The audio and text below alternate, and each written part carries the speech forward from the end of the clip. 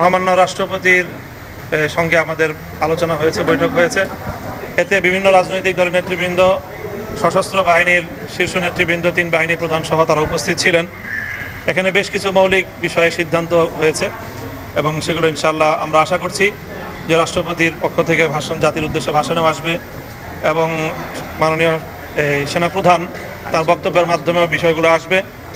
মৌলিক যে বিষয়গুলোতে আমরা আশ্বস্ত হয়েছি তার মধ্যে বড় একটি হলো যে যারা চলমান বৈষম্য বিরোধী কোটা সংস্কার আন্দোলনে যে সকল ছাত্র জনতা সহ যারা প্রাণ হারিয়েছেন সেই সকল শহীদদের জন্য শোক প্রস্তাব গৃহীত হয়েছে এবং তাদের রুহের মাগফিরাত কামনা করে দোয়া এবং মোনাজাত পরিচালনা করা হয়েছে।